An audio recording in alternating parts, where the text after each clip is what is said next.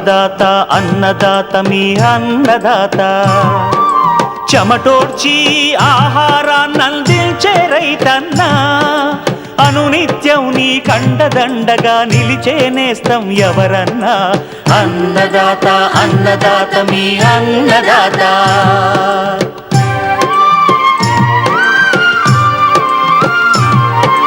నూతన రీతుల సాగుబడికి నూరింతలు పెరిగే దిగుబడికి సూచనలిచ్చే సస్య రక్షణకు పశు పోషణకి శాస్త్ర విజ్ఞానం అందించి ముందుకు నడిపే తెలుగు రైతు భారతదేశానికి మకుటం అయ్యేలా తీర్చిదిద్దే ఆశయంతో మిమ్ము మేలు కొలిపేది అన్నదాత అన్నదాత అన్నదాత మీ అన్నదాత అన్నదాత అన్నదాత మీ అన్నదాత.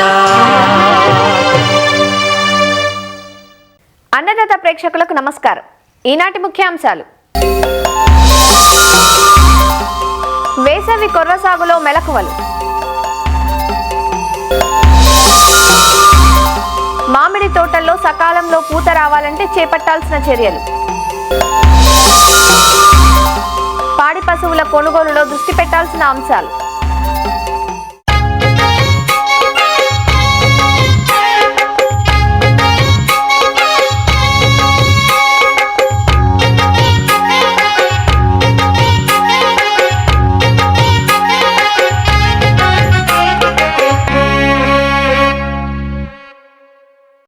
చిరుధాన్యపు పంటైన కొర్ర సాగు విస్తీర్ణం ఈ మధ్యకాలంలో పెరుగుతోంది.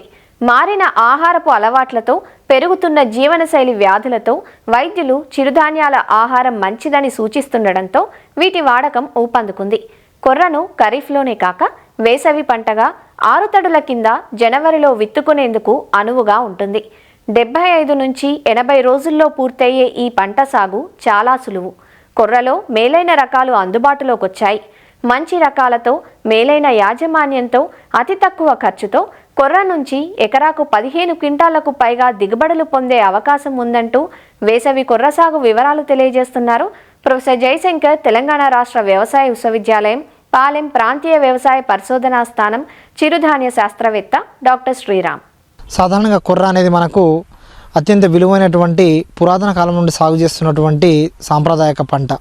ఇది అత్యంత పోషక విలువలు కలిగినటువంటి పంట. కొర్ర పంటను వేసుకోవాలంటే ఎలాంటి నీళ్ళను మనం ఎంపిక చేసుకోవాలంటే ఎర్ర నీళ్ళలు, చలక నీళ్ళలు మరియు నల్లరేగడి నీళ్ళను కూడా మనం వేసుకోవచ్చు. కాకపోతే మురుగునీటి వసతి ఉండడం అనేది అవసరము. SIA 3085 కానీ SIA 3156 కానీ సూర్యనంది అనే రకాలను మనము వేసుకోవచ్చు. సాధారణంగా కొర్ర పంట మనకు 75 నుంచి 80 రోజుల పంట కాల వ్యవధిని కలిగి ఉండి మనకు ఎకరాకు 10 నుంచి 12 క్వింటాల దిగుబడిని ఇస్తుంది. ఇవి సాధారణంగా ఎంపిక చేసుకున్నటువంటి రకాలు కూడా బెట్టను తట్టుకునేటువంటి రకాలు మరియు మనకు అగ్గి తెగులను తట్టుకునేటువంటి రకాలను ఎంపిక చేసుకోవడం వల్ల మనం అధిక దిగుబడులను పొందవచ్చు. మనకు విత్తన మోతాదును కనుక గమనించినట్లయితే మనకు 2 కిలోల విత్తనం అనేది ఎకరాకు సరిపోతుంది. ఈ విత్తన శుద్ధి కోసం మనము దాదాపుగా మనకు ట్రైసైక్లోజోల్ అనే రసాయనంతో కనుక విత్తన శుద్ధి చేసినట్లయితే మనకు భవిష్యత్తులో వచ్చేటువంటి అగ్గి తెగుల నుండి మనం రక్షణని పొందవచ్చు. అదేవిధంగా మనము మొవ్వు చంపు ఈగ అనేది కూడా మనకు కొర్రలో కనిపిస్తుంది. దీని నివారణకు మనము థయోమిథాక్సామ్ 2 గ్రాములు కేజీ విత్తనాన్ని కనుక మనం వాడి విత్తన శుద్ధి చేసుకుంటే మనము ఈ పురుగుని మనము భవిష్యత్తులో రాకుండా చేసుకోవచ్చు. దీంట్లో మనం విత్తే దూరాన్ని కనుక గమనిస్తే మనము వరుసలకు మధ్య దూరము 30 సెంటీమీటర్లు, వరుసలోని మొక్కల మధ్య దూరం మనం 10 సెంటీమీటర్లు ఎడంగా ఉండేటట్టు నాటుకోవాలి. ఎరువుల యాజమాన్యాన్ని కనుక కొర్ర పంటను మనం వేసవిలో సాగు చేస్తున్నప్పుడు 4 టన్నుల పశువుల ఎరువును వేసుకోవాలి. అదేవిధంగా మనకు అడుగు మందుగా విత్తనం వేసే ముందు మనము 8 కిలోల నత్రజనిని, 8 కిలోల ఫాస్ఫరస్ మనము వేసుకోవాలి.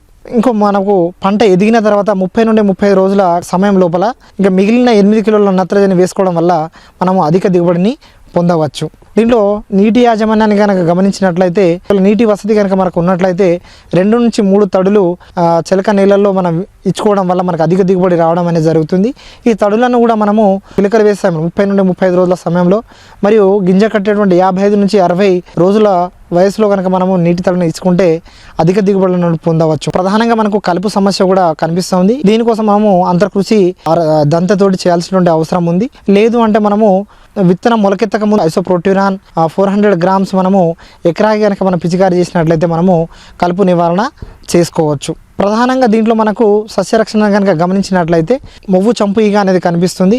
మొక్క యొక్క ప్రధాన కాండం అనేది ఎండిపోతూ చనిపోవడం అనేది జరుగుతుంది. దాన్ని పీకినప్పుడు మనకు సులభంగా రావడము, కుళ్ళిపోయినటువంటి ఆ కాండ ప్రదేశం లోపల మనకు ఆ ఈగ యొక్క మ్యాగట్స్ మనకు కనిపించడం అనేది జరుగుతుంది. దీని నివారణకు కనుక మనము 8 కేజీల కార్బోఫిరాన్ గుళికలను కనుక మనము ఎకరాకి వేసుకున్నట్లయితే దీన్ని నివారించుకోవచ్చు. అదేవిధంగా దీంట్లో మనకు ప్రధానంగా పంట కోతని మనం గమనించినట్లయితే దాదాపుగా 75 నుంచి 80 రోజుల పంట కాలం కలిగి ఉంటుంది. కాబట్టి సాధారణంగా మనకు 75 రోజుల తర్వాత మనకు ఆకులు కాస్త పసుపు రంగుకి మారడము, గింజలు కాస్త మనకు గట్టిగా మారడం అనేది మనకు పంట కోత లక్షణము.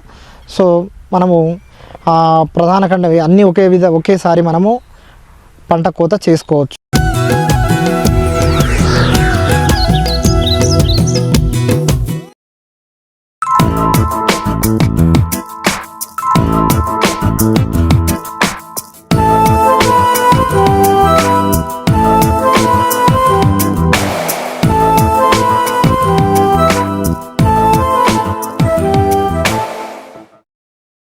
మామిడి తోటలు ఒక్కో సంవత్సరం ఆలస్యంగా పూతకొస్తాయి.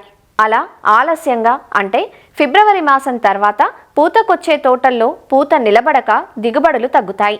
పూత సకాలంలో ఎందుకు రాలేదో అర్థం కాక రైతులు చాలాసార్లు అయోమయంలో కొట్టుమిట్టాడతారు. కానీ తోటలు సకాలంలో పూతకు రావాలంటే అందుకు మనం చేపట్టే యాజమాన్యం కీలక భూమిక పోషిస్తోంది. మామిడి ఎప్పుడూ కొత్త కొమ్మలకే పూత వస్తుంది. కొత్త కొమ్మల వయస్సు కనీసం 4 నెలలుంటే ఆ కొమ్మలు పుష్పిస్తాయి. అందువల్ల దీన్ని గుర్తుంచుకొని మామిడి తోటల్లో కోతల అనంతరం ఏ సమయాల్లో ఎలాంటి చర్యలు చేపట్టాలో విపులంగా తెలియజేస్తున్నారు వైఎస్ఆర్ ఉద్యాన విశ్వవిద్యాలయం ఏలూరు జిల్లా ఉద్యాన పరిశోధనా స్థానం ప్రధాన శాస్త్రవేత్త డాక్టర్ కె రాధారాణి.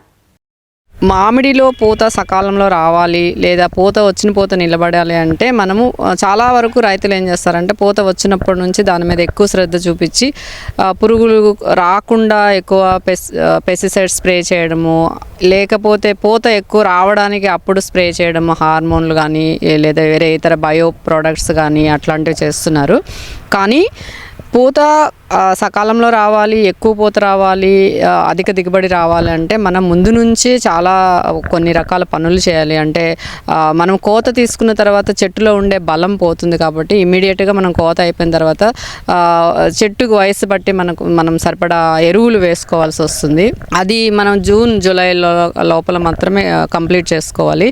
కాతకి వచ్చిన తోటకైతే చెట్టుకైతే మనము నత్రజని, భాస్వరము, పొటాష్ ఈ 3 మూలకాలు అవసరం ఎక్కువ ఉంటుంది. కాబట్టి ఒక్కొక్క కిలో నత్రజని, భాస్వరం, పొటాష్ ఇచ్చే ఎరువులు అందులో 3వ వంతు జూన్ జూలైలో వేసేసి మిగతాది పిందె కట్టడం. మనం ఫిబ్రవరిలో కడితే ఫిబ్రవరిలో కడతాం, మార్చి కొన్నిసార్లు లేట్ అయిపోతుంది పూత, అప్పుడు మార్చిలో పిందె కడితే కనుక అప్పుడు వేసుకోవాలి. ఫిబ్రవరి, మార్చి ఆ టైంలో 4వ భాగం వేసుకున్నట్లయితే కరెక్ట్గా పోషకాలు అవసరానికి అందుతాయి చెట్టుకి, అప్పుడు దిగుబడి వస్తుంది.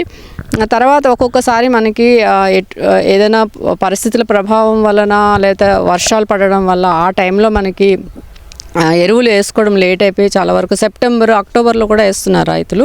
అక్టోబరు, నవంబర్లో ఏంటంటే ఆ టైంలో చెట్టుకి బెట్ట ఉండాలి. అక్టోబర్, నవంబర్ పూత రావాలి అంటే రెండు నెలలు బెట్ట పరిస్థితులు ఉండాలి. ఎప్పుడైతే మనము ఆ టైంలో కనుక ఎరువులు వేస్తున్నామో పూ మొగ్గ రావడం ఆలస్యం అవుతుంది. ఒక్కొక్కసారి అది రాకుండా చిగుళ్ళు వచ్చేస్తున్నాయి.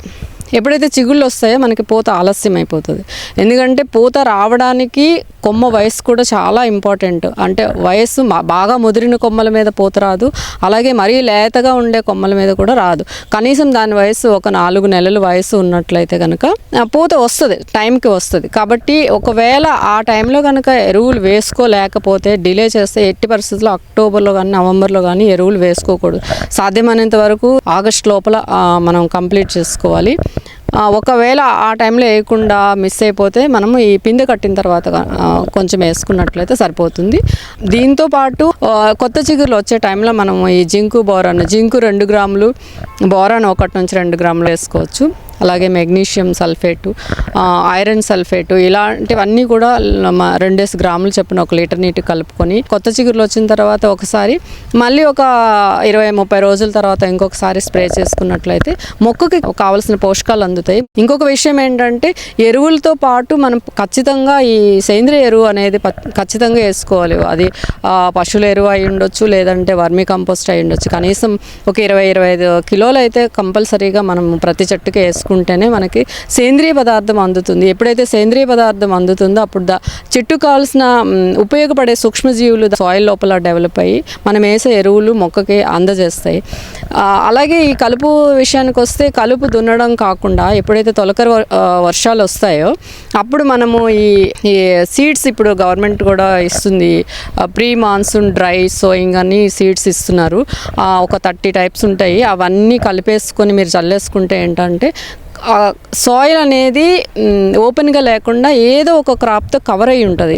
ఈ పంటల వల్ల ఏంటంటే గాలిలో ఉండే నత్రజని కూడా భూమి లోపల స్థిరీకరించబడుతుంది, భూమి సారం పెరుగుతుంది, ఈ దున్నడం సమస్య ఉండదు, కాబట్టి ఖర్చు తక్కువ అవుతుంది. ఇలాంటివి చేసుకున్నట్లయితే ఈ పెస్ట్ ప్రాబ్లం కూడా రాకుండా ఉంటుంది. ఎందుకంటే చాలా వరకు పురుగులు ఈ కలుపు మొక్కల మీద పెరిగి జీవిత చక్రాల వరకు కంప్లీట్ చేసుకొని పాపులేషన్ పెంచుకొని కరెక్ట్గా మామిడి పూత వచ్చేటప్పుడు దాని మీద దాడి చేసే అవకాశం ఎక్కువగా ఉంటుంది. కాబట్టి రైతులందరూ ఇలాంటివి వేసుకోవడం మంచిది. ఇంకొకటి చాలా వరకు పురుగులు ఏంటంటే మనం ఎండు పుల్లలు అలాంటివి వదిలేస్తాం. ఎండిపోయిన కొమ్మలు, ఎండు పుల్లలు, ఈ ఎండు పుల్లలు ఎప్పటికప్పుడు కనిపించినవి తీసేసుకోవాలి. ఎప్పుడైతే చెట్టు లోపల గాలి వెలుతురు బాగా పడుతుందో అప్పుడు మాత్రమే ప్రతి కొమ్మ మీద ఎండపడి దానికి ఆ కొమ్మ దాని ఫుడ్ అది తయారు చేసుకునే అవకాశం ఉంటుంది. ఈ పురుగుల సమస్య అనేది తగ్గిపోతుంది, తీవ్రత తగ్గిపోతుంది. అండ్ అన్ని కొమ్మల మీద కూడా మనకి పూత వచ్చే అవకాశం ఎక్కువగా ఉంటుంది. అలాగే ఇంకొకటి ఏంటంటే ప్రతిసారి పురుగు వచ్చిన తర్వాత చాలా హై పవర్ఫుల్ కెమికల్స్ వాడుతున్నారు. పురుగులకి అవి అలవాటైపోయి పని చేయకుండా అయిపోతున్నాయి. ఒక పక్క రైతుకి ఖర్చు ఎక్కువైపోతుంది, పైగా తగ్గట్లేదు అండ్ దిగుబడి రావట్లేదు. కాబట్టి అవి రాకుండా ముందు జాగ్రత్తగా మనము కొన్ని పనులు చేయాల్సి ఉంటుంది. ఏంటంటే ఇప్పుడు స్టిక్కీ ట్రాప్స్ పెట్టుకోవడం, అంటే ఈ పసుపు రంగు లేదా నీలం రంగు అట్టలు చెట్లకు వేలాడి తీసుకోవడము, ఫ్రూట్ ఫ్లైకి అయితే ఫ్రూట్ ట్రాప్స్ పెట్టుకోవడము, అలాగే ప్రతి 2 నెలలకు ఒకసారి చెట్టు లోపల భాగాలు బయట కూడా బాగా తడిచేటట్టు ఈ వేప నూనె స్ప్రే చేసుకోవడము. సో ఈ విధంగా ముందు పురుగులు వచ్చిన తర్వాత జాగ్రత్త కన్నా పురుగులు రాకుండా మనం కొన్ని చిన్న జాగ్రత్తలు తీసుకున్నట్లయితే పెట్టుబడి ఖర్చు తగ్గిపోతుంది రైతుకి. ఇంకొకటి ఏంటంటే వాటరు పూత నుంచి కాయ కోసే లోపల మనం ఒక నేల బట్టి 2-3 తడులు ఇస్తే సరిపోతుంది. అలా ఇచ్చుకున్నట్లయితే పూత పిందె రాలకుండా ఉంటుంది అండ్ దిగుబడి పెరగడానికి అవకాశం ఉంటుంది. అలాగే పూత రావడానికి ముందర అంటే అక్టోబరు నవంబర్లో ఒకసారి 13-0-45 స్ప్రే చేసుకోవచ్చు, లేదంటే 0-56-24 ఉంటుంది. అది ఒకసారి పూతకు ముందర లేదా పూత తర్వాత కూడా ఒకసారి స్ప్రే చేసుకుంటే ఏంటంటే పూత సెట్టింగ్ పర్సంటేజ్ పెరుగుతుంది పూత దశలో చేస్తే. అలాగే తర్వాత చేస్తే కాయ పెరగడానికి కూడా ఎక్కువ దోహదపడుతుంది. సో ఈ విధంగా రైతులందరూ జాగ్రత్తలు తీసుకోవాలని కోరుకుంటున్నాను.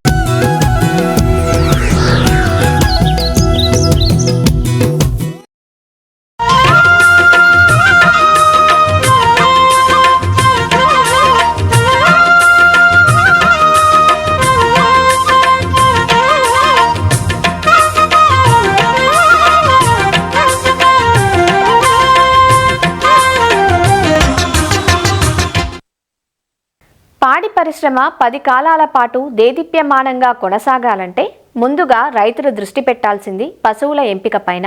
మనం కొనుగోలు చేసే పాడి పశువు ఎంత శ్రేష్టమైనదైతే అంత నిలకడగా డైరీ ఫామ్ వృద్ధి చెందుతుంది.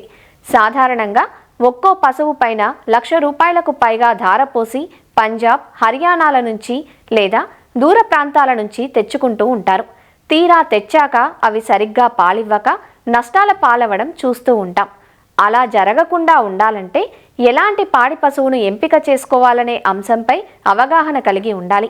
ఆ పశువు జాతి, వయసు, శరీర నిర్మాణం, పాలధార వంటి ఎన్నో అంశాలు పరిగణలోకి తీసుకోవాలంటూ పాడి పశువుల కొనుగోలులో మెలకువల గురించి తెలియజేస్తున్నారు రంగారెడ్డి జిల్లా ఇబ్రహీంపట్నం పరిధిలోని వెలిమినేడు పశు వైద్యశాల పశు వైద్యులు డాక్టర్ వై ఆనందరెడ్డి.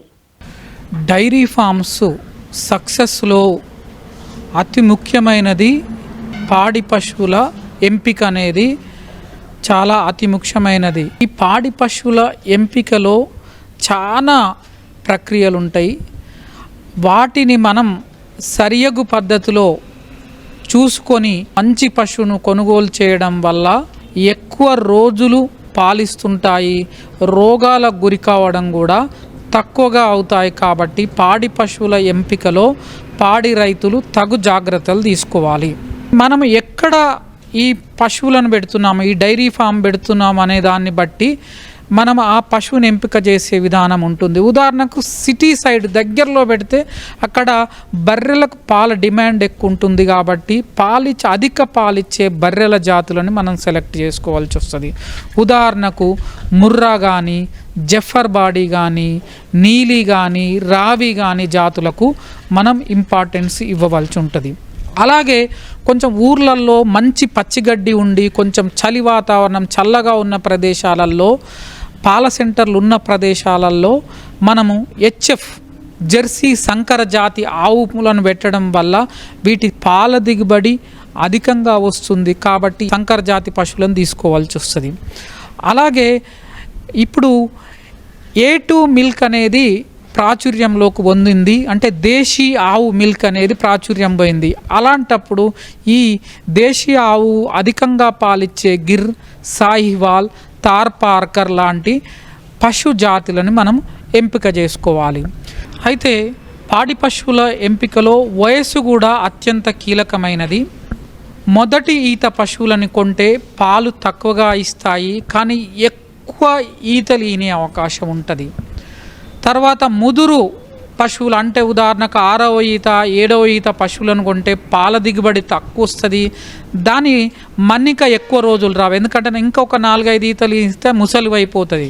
కాబట్టి పాడి రైతులు ఎస్పెషల్లీ 2వ ఈత 3వ ఈత పశువులను కొనడం ద్వారా ఎక్కువ కాలం పాలిస్తాయి, ఎక్కువ పాలిస్తాయి.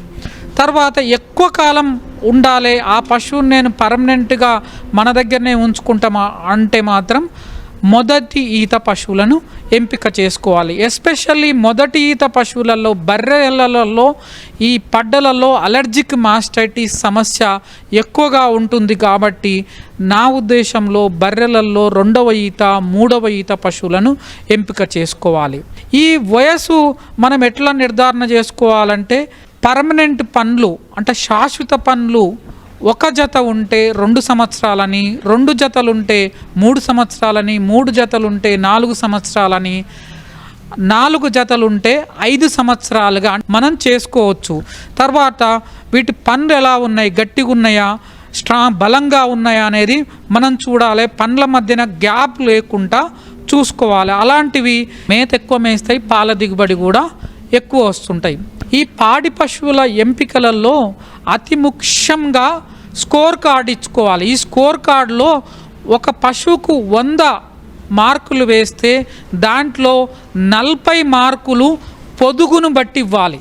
పొదుగు ఎలా ఉందనే దాన్ని బట్టి 40 మార్కులు, పాడి దిగుబడి బట్టి 20 మార్కులు, తర్వాత శరీర నిర్మాణం బట్టి 15 మార్కులు, శరీర సామర్థ్యం బట్టి 10 మార్కులు, తర్వాత పాదాలు గిట్టల బట్టి 15 మార్కులు ఇవ్వవలసి ఉంటుంది. అతి ముఖ్యంగా పాడి పశువులను ఎంపిక చేసుకునేటప్పుడు ఈ పొదుగు నిర్మాణాన్ని మనం గమనించాలి. ఒక పాడి పశువుకు పొదుగు ఎలా ఉండాలంటే దాని చనుకట్టు సమానంగా ఉండాలి, ఒక చనుకు ఇంకొక చనుకు మధ్యన సమదూరం ఉండేలా ఉండాలి. తర్వాత పొదుగు దాదాపు చతురస్రాకారంలో ఉండాలి. తర్వాత వెనక నుండి చూస్తే, మనం తోక దగ్గర నుంచి చూస్తే పొదుగు వెనక భాగం అర్ధచంద్రాకారంలో ఉండాలి. చనుకట్టు స్పష్టంగా కనపడాలి. తర్వాత మనము చనులను పట్టుకుంటే మెత్తగా మృదువుగా ఉండాలి. దార కూడా చాలా సున్నితంగా రావాలంటే హార్డ్ మిల్కర్ ఉండేటట్లు చూసుకోవద్దు. అంటే గట్టిగా వింతనే పాలు వస్తాయి, అట్లాంటి పశువులను మనం ఎంపిక చేసుకోవద్దు. తర్వాత అన్ని పొదుగులు సమానంగా ఉండాలి. పొదుగు వ్యాధి ఉంటే ఆ పొదుగు అనేది గట్టిగా ఉంటుంది, చన్నుల లోపల నరాలు గట్టి ఉంటాయి, తర్వాత మనం పాలు వింటే పలుకులు వస్తుంటాయి, అట్లాంటి పశువుని మాత్రం మనం సెలెక్ట్ చేసుకోవద్దు. తర్వాత పొదుగు అనేది చాలా పెద్దదిగా ఉండాలి. తర్వాత జననేంద్రియం నుంచి దాదాపు బొడ్డు వరకు పొదుగు ఉండేటట్లు ఉంటే అది ఎక్కువ పాలిస్తుంది. అలాగే పాలు తీసిన తర్వాత పొదుగు ఎంత పెద్దగా ఉన్నా పాలు తీసిన తర్వాత మొత్తం చిన్నగా కావాలి. అట్లాంటి పశువు పాలు ఎక్కువ పడతాయి కాబట్టి అట్లాంటి పశువుని మనం సెలెక్ట్ చేసుకోవాలి. తర్వాత మనం చనులు పట్టి చూసినప్పుడు మధ్యలో ఈ స్కార్ టిష్యూ అంటే మధ్యలో గీతలు పడడం కానీ, తర్వాత గాయాలు ఉండడం కానీ ఇట్లాంటివి లేకుండా చూసుకోవాల్సి వస్తుంది. ఈన్న పశువులలో మాత్రం కంపల్సరీ అన్ని దారాలు చూసుకోవాలి. అంటే అన్ని చనులో నుండి పాలు తీసి పాల కలర్ ఎట్లా ఉంది, పాలు ఏమన్నా పలసగొస్తున్నాయా, పాలు నీరు లెక్క ఉన్నాయా, పలుకులు ఉన్నాయా, ఇట్లాంటి కంపల్సరీ చూసుకోవాలి. జనరల్గా వెనక పొదుగు నుంచి ఎక్కువ పాలు వస్తాయి, ముందలు 2 పొదుగుల నుంచి తక్కువ వస్తాయి. కాబట్టి అది కూడా మనం చూసుకోవాల్సి వస్తుంది. ఇవన్నీ లక్షణాలు ఉంటే అది 40 మార్కులు వేయొచ్చు అన్నట్టు. తర్వాత నెక్స్ట్ పాడి సారబట్టి, అంటే ఈనిన పశువు అయితే 3 పూటలు పిండుకొని ఈ 3 పూటలలో యావరేజ్ చేసి ఎక్కువ పాలు, ఈ 3 పూటలలో యావరేజ్ ఎక్కువ పాలిస్తే అది మంచి పశువు కాబట్టి దానికి మనం 20 మార్కులు వేసుకోవాల్సి వస్తుంది. తర్వాత శరీర నిర్మాణము, శరీరం ఏంటంటే వెనక నుంచి చూస్తే త్రికోణాకారంలో ఉండాలి. అంటే తోక సైడు పెద్దగా ఉండాలి, అదే మెడ సైడు సన్నగా ఉండాలి. అట్లాంటిది పాల ధారని ఎక్కువగా ఇచ్చే అవకాశం ఉంటుంది. తర్వాత శరీర సామర్థ్యము, అంటే గడ్డి తిన్న తర్వాత కూడా పొట్ట విపరీతంగా ఉబ్బొద్దు. అది మామూలుగా మీడియం సైజులో ఉన్న పశువులను సెలెక్ట్ చేసుకోవాలి. తర్వాత తల సన్నగా ఉండే, దవడలు బలిష్టంగా ఉండాలి. పండ్లు కంపల్సరీ మనం ఎగ్జామిన్ చేయాలి. తర్వాత కండ్లు కూడా చాలా చలాకీగా ఉండాలి. ఆ తర్వాత కండల్లో ఎలాంటి పొరలు ఉండొద్దు, కండ్లు ఊసులు తోడొద్దు, అలాంటి పశువును సెలెక్ట్ చేసుకోవాలి. తర్వాత చెవులలో ఎలాంటి చీము గుబులు లేని పశువులను చూసుకొని అవి సెలెక్ట్ చేసుకోవాలి. తర్వాత కాళ్ళు పాదాలు బలిష్టంగా ఉండాలి, గిట్టలు సమానంగా ఉండాలి, గిట్టల మధ్యన దూరము మీడియంగా ఉండాలి. కాళ్ళు కూడా 4 కాళ్ళు నిలబెట్టినప్పుడు సమానంగా నీట్గా ఉండేటట్లు ఉండే పశువులని మనం సెలెక్ట్ చేసుకోవాల్సి వస్తుంది. తర్వాత ఎక్కువగా ఈ చుడి పశువును కొనాలా, ఈనిన పశువును కొనాలా అనే ఒక చర్చకు వచ్చినప్పుడు ఈనిన పశువును కొనుక్కోవడం బెటర్. ఎందుకంటే చుడు పశువును కొని ఎక్కువ దూరం ట్రాన్స్పోర్ట్ చేసినప్పుడు దానివల్ల టార్షన్ కానీ అబార్షన్ కానీ జరిగే అవకాశం ఉంటుంది.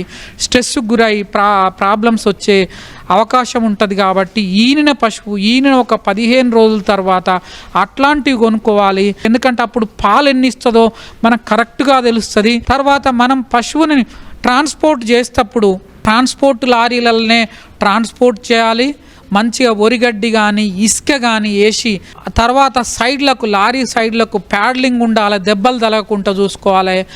ఉదయము సాయంత్రము కంపల్సరీ మేత నీరు రోజుకు 2-3 సార్లు దింపి తర్వాత 1 గంట 2 గంటలు రెస్ట్ ఇచ్చి తర్వాత లోడ్ చేసి ట్రాన్స్పోర్ట్ చేయాలి. ట్రాన్స్పోర్ట్ రూల్స్ గైడ్లైన్స్ తెలుసుకొని దాన్ని బట్టి ట్రాన్స్పోర్ట్ చేయడం వల్ల ఎంపిక చేసుకున్న పశువు అధిక పాల దిగుబడిని ఇవ్వడం కాకుండా సక్సెస్ఫుల్ డైరీ ఫార్మింగ్లో ఒక కారణమయ్యే ఛాన్స్ ఉంటుంది. మరిన్ని విభిన్న అంశాలతో రేపటి అన్నదాతలో మళ్ళీ కలుసుకుందాం. నమస్కారం. అన్నదాతలు తమ సందేహాలు సమస్యలను 1800-425-4085 టోల్ ఫ్రీ నెంబర్లో ఉదయం 10 గంటల నుంచి 11 గంటల మధ్య పని దినాలలో సంప్రదించగలరు. ఈ కార్యక్రమాన్ని యూట్యూబ్లో www.youtube.com/annadata ETV లింక్ ద్వారా వీక్షించవచ్చు.